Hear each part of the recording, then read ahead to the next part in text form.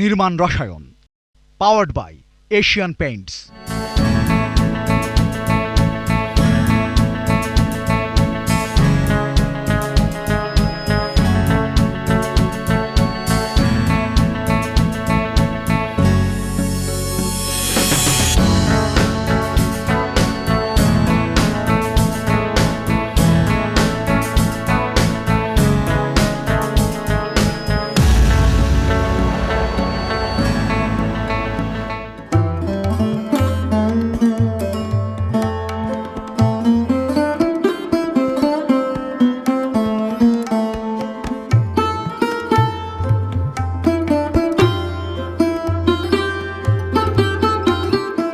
প্রিয় দর্শক, স্বাগত জানাচ্ছি নির্মাণ রসায়ন অনুষ্ঠানে পাওয়ার্ড বাই এশিয়ান পেইন্টস।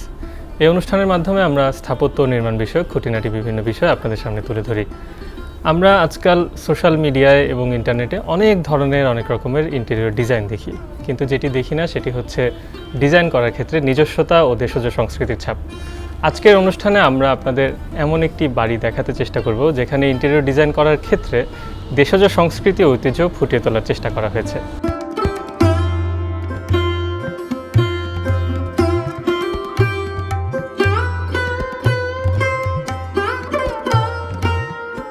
এই প্রজেক্টটি যিনি লিড করেছেন তিনি স্থপতি সাহার মালিক, স্থাপত্য পরামর্শক প্রতিষ্ঠান প্রাচ্যর কর্ণধার তিনি। আপু, স্বাগত আপনাকে। ধন্যবাদ। আপনার একটা প্রজেক্ট আমি সোশ্যাল মিডিয়ায় দেখেছি, মৃত্তিকা নাম, সেই প্রজেক্টটা নিয়ে আমরা কথা বলতে চাই। এই প্রজেক্টটা নিয়ে যখন ক্লায়েন্ট আমাদের কাছে অ্যাপ্রোচ করে, তো এটা আসলে একটা আন্ডার কনস্ট্রাকশন একটা বিল্ডিং ছিল এবং এটা একটা ডেভেলপার কোম্পানি এটা ডেভেলপ করছিল। সো এখানে আসলে বেশিরভাগ ওয়ালগুলোই তখন আসলে হয়ে গেছিলো আর কি। তো তখন আসলে আলোচনা হচ্ছিল যে এই ওয়ালগুলোকে কোনো কিছু পরিবর্তন করার প্রয়োজন আছে কিনা, টাইলস কীরকম হতে পারে, ফার্নিচার লেআউট, ফিক্সচার লেআউটগুলো কীরকম হতে পারে। তো আমরা সাজেস্ট করলাম তাহলে আমরা এটা একটা ডিজাইন ডেভেলপমেন্ট বা একটা কনসেপ্ট থেকে আমরা জিনিসগুলো যদি আগাতে পারি তাহলে ফাংশনাল রিকোয়ারমেন্টসগুলো অ্যাডপ্ট করে এটা একটা হয়তো এখান থেকে ভালো ভালো কিছু আইডিয়া আসলে আসতে পারে, কমপ্লিট একটা সলিউশন আসতে পারে আর কি। তো তখন আমরা ক্লায়েন্টের কাছ থেকে অনুমতি নিয়ে এটার ডিজাইনটা শুরু করলাম। তো প্রথম যখন এটার কনসেপ্টটা নিয়ে চিন্তা করছিলাম আর কি, তো আমাদের কাছে মনে হলো যে আসলে গতানুগতিক ধারণা থেকে বের হয়ে একটু ভিন্ন আঙ্গিকে কিছু করা যায় কিনা। তো সাধারণত দেখা যায় কি যে আমরা যখন কাজ করি তখন আমাদের হচ্ছে অনেক রকম ম্যাটেরিয়াল পারচেজ করতে হয় মার্কেট থেকে, যেই ম্যাটেরিয়ালগুলো আসলে দেখা যায় বেশিরভাগই ইম্পোর্টেড হয় বা বিদেশি প্রোডাক্ট হয় আর কি। তো সেগুলো সঙ্গত কারণে আমাদেরকে ব্যবহার করতে হয়, কারণ হচ্ছে গিয়ে দেখা যায় যে সব পণ্য আমাদের এখানে উৎপাদন করা সম্ভব না। এটাকে আমাদেরকে গ্লোবালাইজেশনের এই সময় গ্লোবালি কানেক্টেড থাকতে হবে এবং এখানে ফাংশনাল রিকোয়ারমেন্টস থাকে, লনজিভিটি, এরকম অনেকগুলো বিষয় থাকে। সো সেগুলো আমাদেরকে ইউজ করতে হয়। এখন আমরা চিন্তা করলাম তো ফাংশনাল কারণে আমাদের যেগুলো ইউজ করতে হবে সেগুলো আমরা ইউজ করব, কিন্তু একই সাথে এই কাজগুলো করতে গিয়ে আমরা কিন্তু আমাদের রুটকে ভুলে গেলে হবে না। তো দেখা যায় যে অনেক সময় হয় যে অনেক বিদেশি ট্রেন্ড, বিদেশি স্টাইল এগুলো ফলো করা হচ্ছে, কিন্তু এখানে যে আবহমান কাল ধরে একটা নিজস্ব একটা সংস্কৃতি, একটা নিজস্ব একটা কৃষ্টি রয়েছে, সেই বিষয়গুলোকে দেখা যাচ্ছে আমরা অনেক সময় ভুলে যাচ্ছি। তো সেই চিন্তা থেকে আমাদের মনে হলো যে আমাদের তো অনেক মানে হিস্টোরিক্যালি, ট্র্যাডিশনালি, কালচারালি এফ্লুয়েন্ট অনেক শিল্প রয়েছে আমাদের নিজস্ব, যেগুলো আসলে এখন সঠিক ব্যবহারযোগ্যতার অভাবে এগুলো আসলে হারিয়ে যাচ্ছে বা মৃতপ্রায় হয়ে যাচ্ছে। তো সেই বিষয়গুলোকে যদি আমরা রিভাইভ করতে পারি বা এটার মাধ্যমে যদি একটা মেসেজ দিতে পারি, একটু ভিন্ন কিছু করতে পারি, তাহলে হয়তো আমাদের দেশীয় অ্যাসপেক্ট থেকে আমরা কোনো একটা উল্লেখযোগ্য অবদান হয়তো রাখতে পারবো। তো সেই চিন্তা থেকে আমরা চেষ্টা করলাম যে তাহলে আমরা এই কনসেপ্টটা নিয়ে এখানে একটু কাজ করি। যেমন আমাদের হচ্ছে মৃৎশিল্প আছে, এটা কিন্তু সেই হরপ্পা মহেঞ্জোদারো সভ্যতা থেকে এখনও কিন্তু চলমান একটা শিল্প, ব্রডার অ্যাসপেক্টে এটার ব্যবহারটা কমে গেছে। তারপরে টেক্সটাইল শিল্প আছে, জামদানি শিল্প আছে, তারপরে পাট শিল্প আছে, শীতল পাটি আছে, এরকম বিভিন্ন রকমের শিল্প আছে। তো আমরা চিন্তা করলাম এই শিল্প নির্ভর যে প্রোডাক্টগুলো আছে সেগুলোকে আমরা ওই পণ্যগুলোর পাশাপাশি যদি আমরা ওয়াল প্যানেলিং হিসেবে, ওয়াল ডেকোর হিসেবে, কিংবা ইম্পর্টেন্ট ক্যাবিনেটের একটা ইম্পর্টেন্ট পার্ট হিসেবে, ফার্নিচারের পার্ট হিসেবে যদি আমরা ইউজ করতে পারি তাহলে এটার ব্যবহার উপযোগিতাটা আরও বৃদ্ধি পায়। তো সেই চিন্তা থেকে আমরা এই প্রজেক্টটা শুরু করলাম।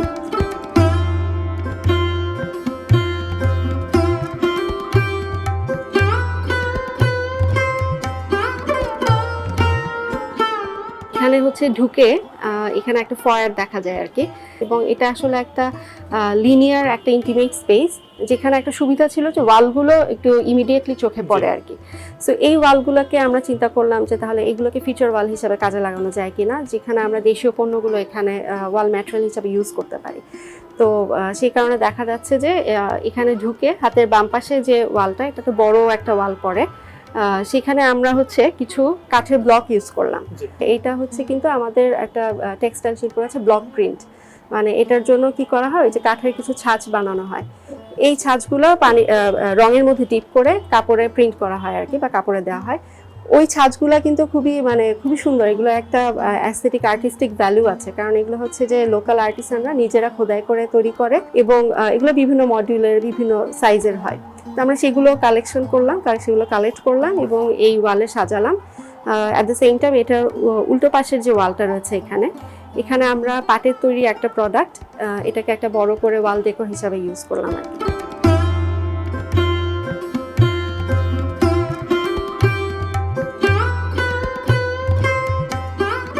পাটের যে প্রোডাক্টগুলো বা এই ধরনের প্রোডাক্টগুলো, এগুলো লঞ্জিভিটি নিয়ে একটা কোয়েশ্চেন চলে আসতে পারে যে অনেক দীর্ঘ সময় পরে এখানে ধুলোবালি তৈরি হবে এখানে।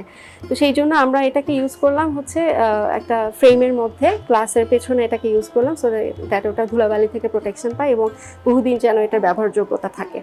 এবং এই ওয়ালগুলো অ্যাট দ্য সেম টাইম আমাদের এই যে ড্রয়িং রুম যেটা আছে, এই ড্রয়িং রুমের থেকে একটা প্রাইভেসি ক্রিয়েট করছে আর কি। এটা ক্লায়েন্টের একটা রিকোয়ারমেন্টস ছিল। তো এখান থেকে আমরা যখন এই ড্রয়িং রুমের ভেতরে যাই আর কি, কিছু ফোল্ডিং ডোর আছে আমাদের। তো এই ডোরগুলোর মধ্যে আমরা কিছু শেপ নিয়ে আসলাম, যেমন আর্চের একটা শেপ নিয়ে আসলাম, এবং আমরা জানি যে আর্চ কিন্তু আমাদের পুরনো বিল্ডিংগুলোতে, পুরনো মসজিদ মন্দির সবখানে কিন্তু আর্চের একটা প্রাধান্য রয়েছে। এবং এখানে ক্লায়েন্টের আরেকটা রিকোয়ারমেন্টস ছিল যে এই ফোল্ডিং ডোরে যদি ভিজুয়াল, যখন আমি বন্ধ করবো এটা যেন ভিজুয়াল কানেক্টিভিটিটা না থাকে প্রাইভেসির কারণে। সো তখন আমরা ফ্রস্টেড পেপার দিলাম, কিন্তু ফ্রস্টেড পেপার দেওয়ার পরেও এটা গতানুগতিকভাবে ব্যবহার না করে ওটার মাঝখানে আমরা জামদানি শাড়ির মোটিভ থেকে একটা অফ কাটের একটা ডিজাইনের বের করলাম আর কি। তো এছাড়া আমরা যখন ড্রয়িং রুমে যাই, এখানে মাঝখানে একটা ওয়াল পড়ে, যেটা খুবই মানে ফোকাস একটা পয়েন্ট আর কি, এটা ঢুকেই চোখে পড়ে। মাটির পট আর কি এখানে সাজালাম। এবং এখানে একটা ইন্টারেস্টিং ব্যাপার হচ্ছে, এখানে ক্লায়েন্টের কাছ থেকে একটা সাজেশন আসছিলেন, যেহেতু উনি এটা শুরু থেকেই অ্যাপ্রিসিয়েট করছিলেন আইডিয়াটা। তো ওনার কাছ থেকে সাজেশন আসলো যে শুধু মাটির পট না রেখে মাঝখানে কিন্তু আলপনা করে দেওয়া যায়, তাহলে জিনিসটা আরো ইন্টারেস্টিং হবে। এবং আমরা কিন্তু জানি যে আমাদের দেশে যে বিয়ে বাড়িতে হলুদে আমরা আলপনা করি, গ্রামের বাড়িতে কি হয় মাটির ঘরগুলোতে আলপনা করা হয়। সো আমরা চিন্তা করলাম না, ঠিক আছে, ভালো আইডিয়া, এটা করলে কিন্তু একটা আলাদা মাত্রা যোগ হয় এখানে। সো দেখা যায় যে ড্রয়িং রুমে ঢুকে এই ওয়ালটা খুব সুন্দরভাবে চোখে পড়ে, এটা একটা মানে ফোকাস অফ অ্যাট্রাকশনের একটা জায়গা হয় আর কি এখানে।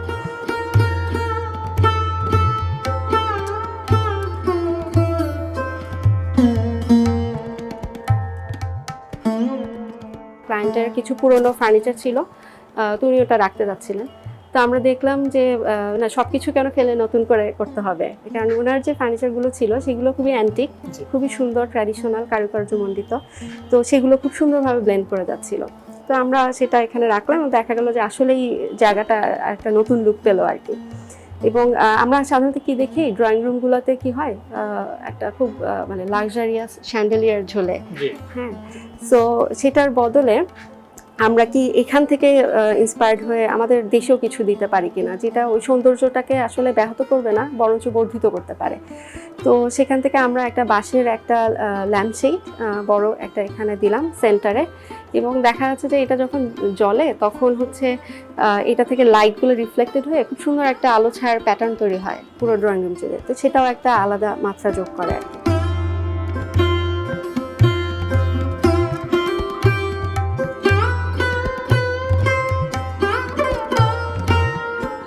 ক্লায়েন্টের একটা রিকোয়ারমেন্টস ছিল যে উনি একটা ছোট প্যান্ট্রি কনসোল টেবিলের মতো করতে চায়, যেখানে হচ্ছে এই বিভিন্ন ডেজার্ট আইটেমগুলো গেস্ট আসলে রাখা হবে এরকম আর কি।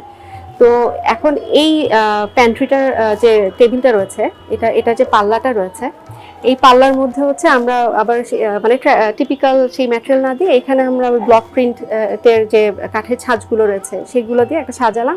তো এটা দেখা গেল যে এটা বেশ একটা অন্যরকম একটা ডাইমেনশন অ্যাড করলো আর কি। এবং এখানে আরেকটা খুব ইন্টারেস্টিং ব্যাপার, সেটা হচ্ছে এই টেবিলটার যে পায়া বা এখানে অন্যান্য যে ফার্নিচারগুলো আছে, ডাইনিং টেবিল, সোফা, এগুলার যে পায়াটা আমরা চিন্তা করছিলাম ট্র্যাডিশনাল ইন্সপায়ার্ড হয়ে যে ডিজাইনটা পাওয়া যায় সেখান থেকে আমরা এটা অ্যাডপ্ট করেছি।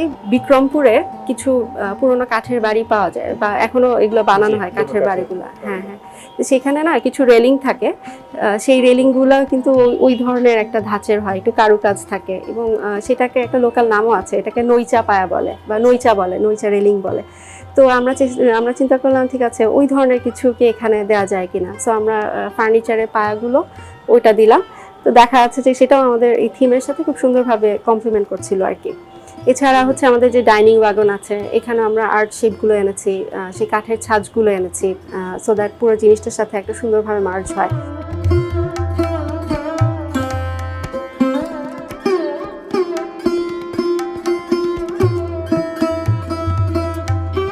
ফ্যামিলি লিভিং কর্নার, তো এখানে ওনারা বসে হয়তো টিভি দেখবেন এরকম একটা জায়গা। তো এই সোফার পাশে একটা স্ক্রিনিং করার চিন্তা ভাবনা হচ্ছিল, মানে সোফার যে এক্সটেন্ডেড পার্টটা রয়েছে সেখানে একটা স্ক্রিনিং এর চিন্তা ভাবনা হচ্ছিল, কারণ ওখানে উনি ভাবছিলেন যে একটা ফ্রিজ দিবেন এটার পেছনে। তো এই ফ্রিজটাকে ঢাকার জন্য উনি বলছিলেন যে মানে ফ্যামিলি লিভিং এখান থেকে যেন ফ্রিজটা দেখা না যায়, একটা স্ক্রিনিং করা যায় কিনা আর কি। তো তখন আমরা পরবর্তীতে অবশ্যই ওই ফ্রিজটা ওখানে রাখা হয়নি, উনি ওটা পরে কিচেনে ট্রান্সফার করেছেন, কিন্তু স্ক্রিনিংটা থেকে গেছিল। তো স্ক্রিনিংটা আমরা যেটা করলাম যে একটা জামদানি শাড়ি, এই জামদানি শাড়িটাকে আমরা এখানে স্ক্রিনিং হিসাবে ইউজ করলাম।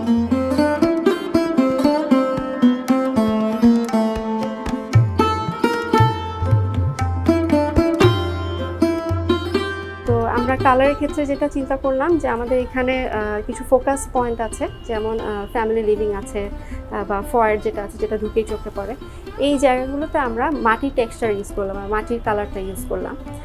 তো এখানে এটা একটু রাফ একটা টেক্সচার মাটির কালারটা, এবং বাকি যে অংশগুলো রয়েছে এখানে একটু সিমেন্ট টাইপের বা একটু অ্যাশ টাইপের একটা টেক্সচারের আমরা টাইলস দিলাম এখানে, ম্যাট টাইলস, তো ওয়ালগুলোতে এই অ্যাশের প্রাধান্য ছিল।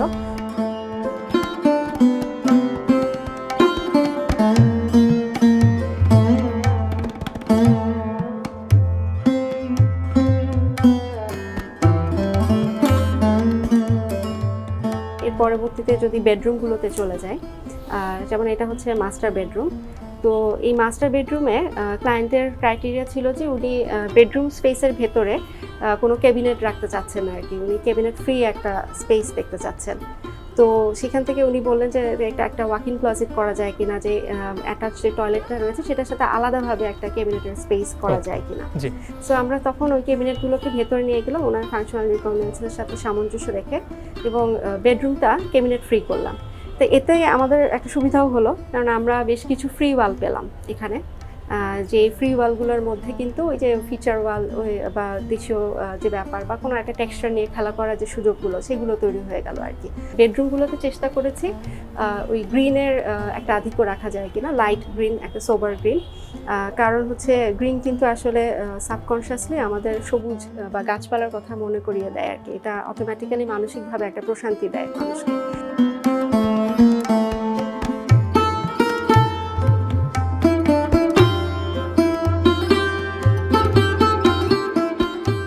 পুরো বাসাতে কিছু কিছু জায়গায় আমরা কর্নার ক্রিয়েট করেছি, যেখানে কিছু আমরা লাইটিং দিয়ে কিছু আবহ তৈরি করার চেষ্টা করেছি। ওই যে নইচা পায়ার মতো একটু ডিজাইনের সাথে মিল আছে এরকম কিছু হ্যাঙ্গিং লাইট কাঠ দিয়ে তৈরি করা, বা ওই যে বাঁশের যে লাইটের কথা বললাম, তো এরকম কিছু কর্নার ক্রিয়েট করেও আমরা এই দেশীয় ঐতিহ্যটাকে কীভাবে প্রমোট করা যায় সেটা নিয়ে আমরা এইভাবে চিন্তাভাবনা করে আর কি পুরো কাজটা শেষ করলাম।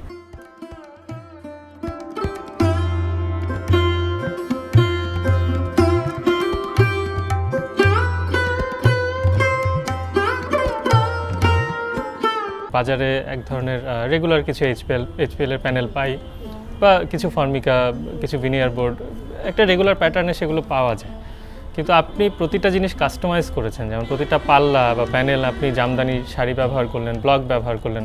তো ইমপ্লিমেন্টেশনের জায়গা থেকে আপনার মানে ডিজাইন ওয়াইজ সেটা কতটুকু চ্যালেঞ্জিং ছিল? জামদানি শাড়িটা যখন গ্লাসের পিছনে দিচ্ছিলাম, এখানে বেশ কিছু শাড়ি আবার চেঞ্জও করতে হয়েছিল, কারণ সবগুলো আবার গ্লাসের পিছনে ফুটছিল না, ভাইব্রেন্ট একটা লুক দিচ্ছিল না, এরকম ব্যাপার হচ্ছিল।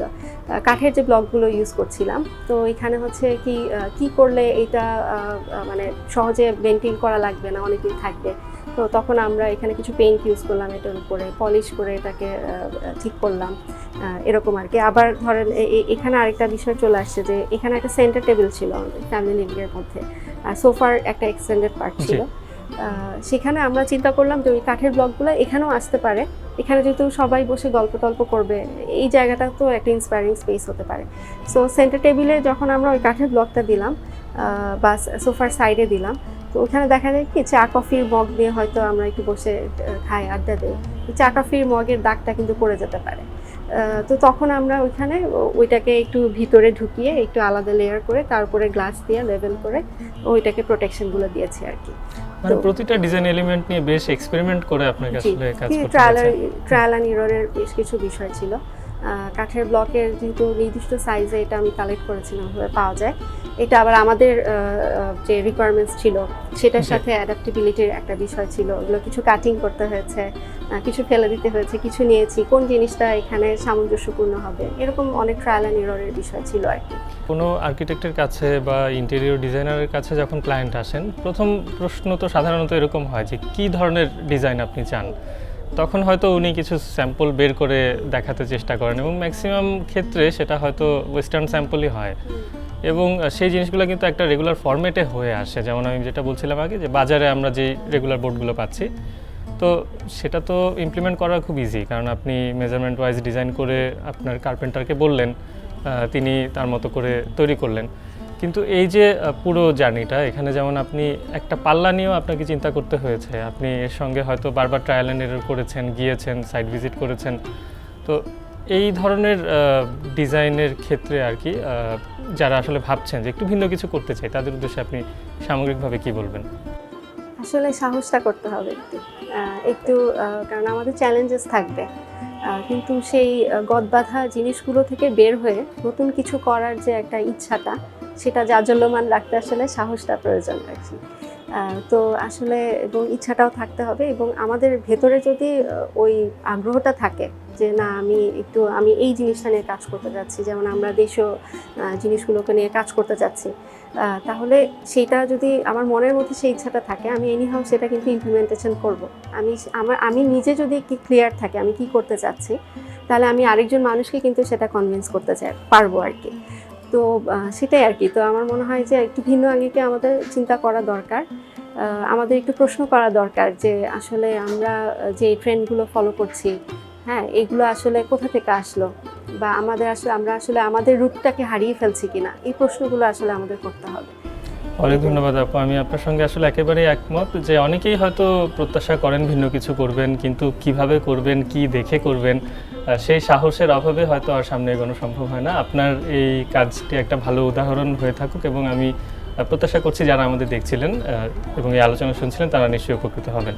আজকের অনুষ্ঠানে আসার জন্য আপনাকে ধন্যবাদ। আপনাকেও ধন্যবাদ। প্রিয় দর্শক, এতক্ষণ আমরা আপনাদের একটি চমৎকার বাসার ইন্টেরিয়র ডিজাইন দেখাতে চেষ্টা করেছি। নিচ্ছি ছোট্ট একটা বিরতির পর থাকবে এক্সপার্ট টাইম। সে পর্যন্ত সঙ্গে থাকুন।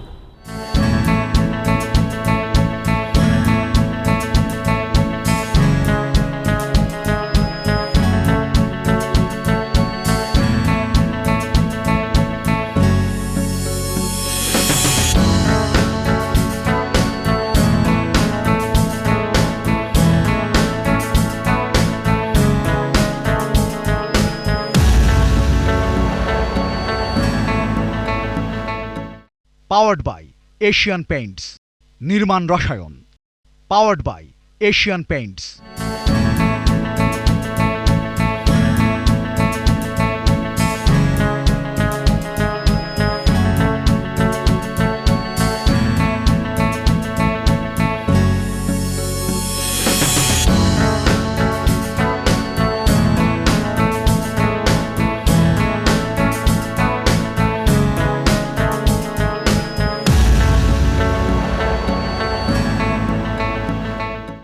প্রিয় দর্শক, বিরতির পর নির্মাণ রসায়ন অনুষ্ঠানে আরও একবার স্বাগত জানাচ্ছি। এবারে থাকছে এক্সপার্ট টাইম। সবাইকে স্বাগত জানাচ্ছি আজকের এশিয়ান প্রেস এক্সপার্ট টাইমে। আজকে আমাদের সাথে আছেন আর্কিটেক্ট মাসুদুর রহমান খান স্যার। কেমন আছেন? জি ভালো স্যার। আপনার এক্সপিরিয়েন্সটা 35 বছরের বেশি এবং আমি আপনার কাজগুলো যতগুলো দেখলাম তার মধ্যে অন্যতম হচ্ছে স্টেডিয়াম। একটা বাসার মধ্যে অনেকগুলো দেয়াল, তারপর একটা ঘর, অনেকগুলো স্মৃতি যেটা কন্টিনিউয়াসলি রেগুলারলি ইউজ হতে থাকে। বাট স্টেডিয়াম হচ্ছে এমন একটা জিনিস যেটা ওপেন প্লেস এবং অনেক দিন পর্যন্ত তো ওভাবেই থাকে, যখন খেলা হচ্ছে বা কোনো এঙ্গেজমেন্ট হচ্ছে তখন ওটাকে ইউজ করা হয়। সো এই ক্ষেত্রে মেইনটেইন এক নাম্বার ব্যাপার। 2 নাম্বার ব্যাপার হচ্ছে যদি আমরা বলি যে আসলে এটা যখন ডিজাইন করেন তখন কোন কোন ফাংশনালিটির ব্যাপারগুলো আপনাদের আসলে মাথায় রাখতে হয়? স্টেডিয়াম ডিজাইন করার ক্ষেত্রে আমাদেরকে প্রথমত খেলার কি ধরন সেটাকে আমরা মূল্যায়ন চিন্তা করি প্রথমে, এবং ওই কোন জায়গায় কাজটা করছি বা স্টেডিয়ামটা কোথায় হচ্ছে সেটাকে আমরা আর্কিটেকচারালি প্রায়োরিটি দিই। তারপরে তো এটার বিভিন্ন মেটেরিয়ালের বিষয় থাকে, যেহেতু এটা একটা মনুমেন্টাল স্ট্রাকচার হয় সাধারণত, সেক্ষেত্রে এটা মেনটেনেন্স কিন্তু একটু কঠিন, এটা কিন্তু 2 বছর পর পর করা যায় না। সেজন্য এটা ডিউরেবল মানে কোটিং কিংবা ডিউরেবল মেটেরিয়াল ইউজ করাটা ইউজার ফ্রেন্ডলি, মেনটেনেন্স ফ্রি যথাসম্ভব সেই ধরনের মেটেরিয়াল ইউজ করাটা আমি মনে করি বেটার, এবং সেটাই আমরা চিন্তা করি সবসময়। একটা স্টেডিয়াম যেহেতু অ্যাকচুয়ালি অনেকবার আসলে ব্যবহার খেলা করতে হয়, দেখানো হয় বা বিভিন্ন জায়গায় আসলে ইনভলভ জি, জি। হচ্ছে, সো এই জায়গাটাতে আপনি আসলে কিভাবে মানে এই মেইনটেনেন্সের জন্য আসলে কি করা উচিত? না, এটা খুবই গুরুত্বপূর্ণ ইস্যু, কারণ 365 দিনের মধ্যে হয়তো 50 দিন খেলা হয়, বাকি দিনগুলো তো ফ্রি থাকে। তো এই 50 দিনটা খুবই ইম্পর্টেন্ট। ওই সময়টায় লাইট ঠিকমতো জ্বলছে কিনা, ওই সময়টা পরিষ্কার পরিচ্ছন্ন ঠিকমতো থাকছে কিনা, কিংবা আপনি যেটা বললেন যে একটা খেলা হয়ে গেল আবার আরেকটা খেলা শুরু হবে, তখন অনেক দেখা গেল মেসি হয়ে গেল, নোংরা হয়ে গেল, এই জিনিসগুলা এগুলা কিছু আছে অফিসিয়াল ম্যানেজমেন্টের বিষয়, কিছু আছে আর্কিটেকচারাল বিষয়। সেই আর্কিটেকচারটা আমাদের খেয়াল রাখতে হয়, যে অর্থাৎ লো মেনটেনেন্স ডিজাইনের ক্ষেত্রে আর কি, মানে এবং রোবোস্টিক জিনিসপত্র ডিজাইনের যে এলিমেন্টগুলা সেগুলো খুব হালকা পাতলা যাতে না হয়, যাতে যেন ট্রাফিক হিউজ মাস আসবে, আবার বিভিন্ন ধরনের ইউজার ইউজ করছে, সেই ইউজার অনেকেই অনেক কিছু জানেন না, এই জন্য খুব বেশি কমপ্লিকেটেড কোনো ডিজাইন আমরা ইউজ করি না, হ্যাঁ, মেটেরিয়াল ইউজ করার ক্ষেত্রে আর কি। আবার কোটিংয়ের ক্ষেত্রেও তাই, পেইন্টিংয়ের ক্ষেত্রেও তাই, আমরা একই রকম ইভেন প্লাস্টার করে রং করব কি না সেই ক্ষেত্রেও আমরা অনেক সময় ভাবি যে যত কম মানে অর্থাৎ যত মেনটেনেন্স ফ্রি রাখা যায় জিনিসগুলোকে তত ভালো আমি মনে করি এই ধরনের স্ট্রাকচার। তার মানে এই জায়গাটাতে হাই ওয়াশেবিলিটি পেইন্টটা বোধহয় খুব বেশি দরকার। হাই ওয়াশেবিলিটি পেইন্ট ডেফিনেটলি বেশি, তার পাশাপাশি durability is very important. Maintenance free চিন্তা করলে পেইন্টের ক্ষেত্রেও আমাদের ভাবতে হবে, এবং সেক্ষেত্রে পলিইউরেথিন বেসড পেইন্টগুলো তো আমি মনে করি বেশি কার্যকরী। স্টিলের ক্ষেত্রে পলিইউরেথিন কোটিং, সেটা আমাদেরকে গুরুত্ব দিতে হবে। এই জিনিসগুলা কনস্ট্রাকশনের ক্ষেত্রে আমাদের স্পেশালি কেয়ার দেওয়া উচিত। নতুন স্টেডিয়াম যেমন হচ্ছে, পুরনো স্টেডিয়ামকে রিনোভেট করা হচ্ছে, সেই ক্ষেত্রে অ্যাকচুয়ালি কি ব্যাপারগুলো আপনাকে আসলে চ্যালেঞ্জের মুখে পড়তে হয় এবং আপনি আসলে কোন কোন জিনিসে ফোকাস করেন ইউজুয়ালি এখানে? ফিনিশিংয়ের বিষয়টা তো খেয়াল রাখতেই হবে, কোটিংয়ের বিষয়গুলো তো খেয়াল রাখতেই হবে, এবং সেগুলা যথাসম্ভব লংজিবিলিটি যাতে হয় সেই ধরনের মেটেরিয়াল ইউজ করতে হবে, কিংবা খুব মানে রোবোস্টিক হওয়া উচিত সব কিছু, যে অল্প খোঁচাখুচিতে রং উঠে গেল এরকম জিনিস হওয়া উচিত না, কিংবা একটা জিনিস একটু খোঁচা দিলাম ভেঙে গেল উঠে আসলো, এই ধরনের জিনিস কখনো স্টেডিয়ামে হওয়া উচিত না। খুব ডিউরেবল স্ট্রং জিনিসপত্র হওয়া উচিত। সেই ক্ষেত্রে মেটেরিয়াল ব্যবহারের ক্ষেত্রে আমাদের যে ধরনের এই যে চেয়ার থেকে শুরু করে পেইন্ট কোটিং কিংবা আরও যেগুলো আছে সব ক্ষেত্রে আমাদের এই জিনিসটা মাথায় রাখা উচিত। এবং বাইরে যে আমরা স্টিল স্ট্রাকচারগুলো যে ব্যবহার করি, এই স্টিল স্ট্রাকচারগুলোয় মাস্ট পলিইউরেথিন কোটিংটা খুবই গুরুত্বপূর্ণ। স্টেডিয়ামের ক্ষেত্রে যে ফ্লোরেও আমরা টাইলস ব্যবহার না করে মেইনটেনেন্স ইজিনেসের জন্য আমরা সিমলেস পেইন্ট ইউজ করি, এবং এটা করা উচিত। এবং সেই ক্ষেত্রে আমাদের দেশের ওপেন গ্যালারিগুলোতে যে আমরা যে পেইন্ট কোটিংটা করি এটা সিমলেস এবং এটা এপক্সি বেসড, এবং এই ব্যাপারে আমাদের খেয়াল রাখা উচিত। Thank you so much. আপনার এই ব্যস্ত সময়ের মধ্যে থেকে আপনি আমাদেরকে এতগুলো সময় দিলেন এবং ডিটেইলে আমাদেরকে বোঝালেন আসলে এই স্টেডিয়ামের ব্যাপারগুলো আমরা কি করতে পারি, ইভেন নাও এই প্রোটেক্টিভ কোটিংটা কত ইম্পর্টেন্ট আমাদের জন্য, বা সিমলেস যে ফ্লোর সলিউশনটা এখন হচ্ছে ইপক্সি পেইন্ট, সেই ক্ষেত্রে আমাদের কি কি করা উচিত। আপনাকেও অসংখ্য ধন্যবাদ আমন্ত্রণ জানানোর জন্য। দর্শক, আজকে আমরা ডিটেলে জানলাম স্টেডিয়াম সম্পর্কে, যেখানে আসলে কি কি ধরনের সলিউশন ইউজ করা যেতে পারে, ইভেন নাও যেখানে আমরা অনেক বেশি সময় কাটাই সেখানে আসলে কোন কোন ধরনের সলিউশন বা কোন কোন ধরনের প্রবলেম থাকে, এবং এইটাকে ডিজাইন করার সময় কি কি ব্যাপার মাথায় রাখতে হয়। আশা রাখছি আজকের ডিসকাশনটা আপনাদের কাছে ইন্টারেস্টিং লেগেছে।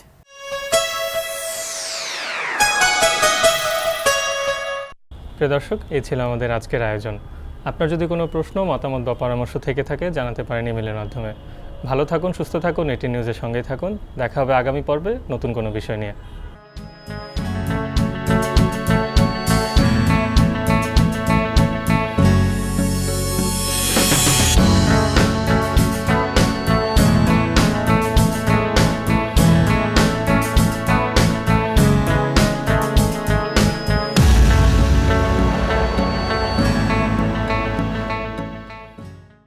powered by Asian Paints.